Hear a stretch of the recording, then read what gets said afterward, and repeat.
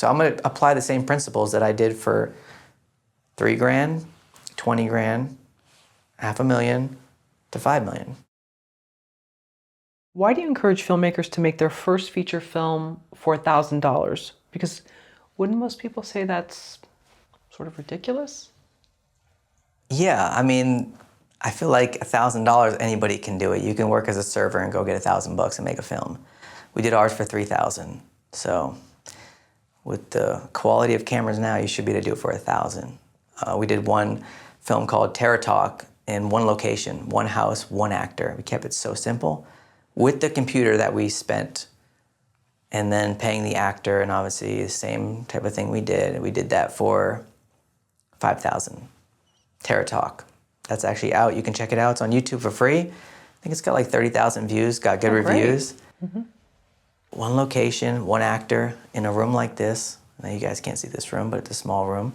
And yeah, we just went and made it. So you could do it on 10. If you have 10, if you have more money, do it for 10. But just get started and just do something and see what you can come up with and what you can make for $1,000. Because if you can make something pretty good for $1,000, what can you make when somebody's willing to give you $10,000 or $50,000 or $500,000? And if you're making films, you'll get there. If you're passionate and you're not willing to stop and you make sure you keep honing and sharpening your knife, you'll get there for sure. So that goes back to when we were talking about getting an email or whatever, hey, I'm gonna need $500,000 to make this movie. I had this great idea. Have I ever made a movie before? No, I haven't, but this idea is going to be the one that I'm gonna start with.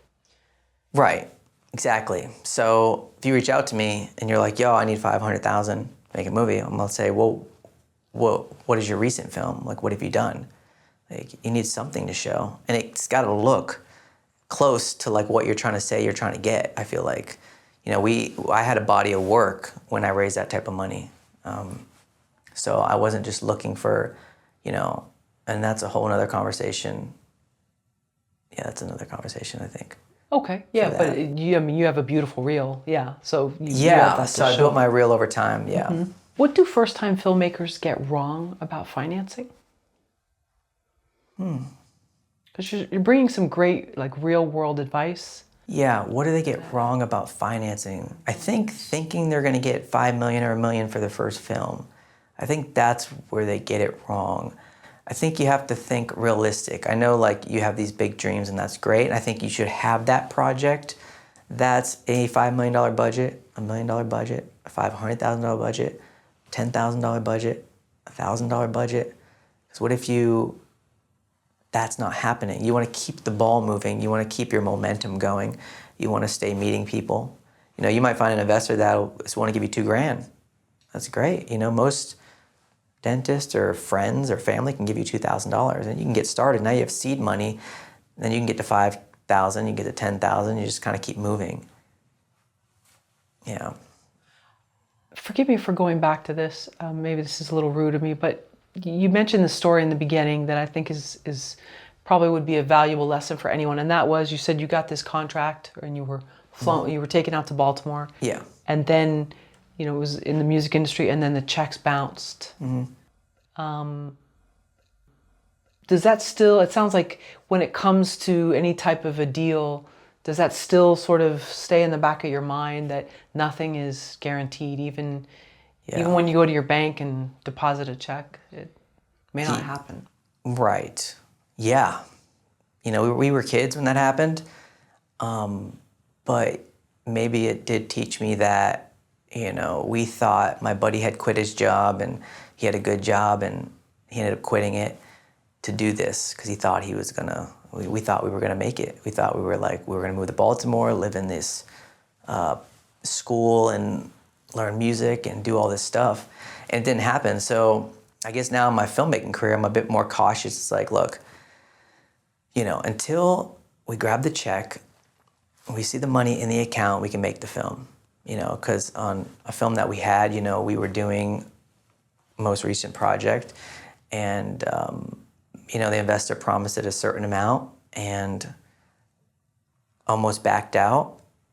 And we were kind of like ready to go. And obviously like it ended up happening and stuff, but I feel like you can't count it until like the money. And I think And I think it almost might mess things up if you try and count it before you have it too. It's almost better to just stay quiet, stay focused, keep meeting people. Don't think that this one person's gonna invest in everything. Just keep meeting other people, you know? And if they happen to do it, cool. If they don't, you have other people, you have other things lined up, you're ready to go. So I think having multiple options is the key, yeah. And being like a realist about it. Yeah, you know, I see a lot of people and they have big dreams, and look, I love that, you know, that I had big dreams. I had a lot of fire. I think it's good. You don't want to put, you know, a young kid's fire out, you know. I don't think, because people have put ours out and it's like you should feed that fire, you know, done right. But you got to be realistic. So it's great. You have this awesome film you want to make for $1 million. That's great. But you got to show me something that if I'm trying to help you and invest with you, like, are you ready to make a movie for $1 million? Like, there's a lot of things like SAG and like just a ton of stuff that you're gonna run into.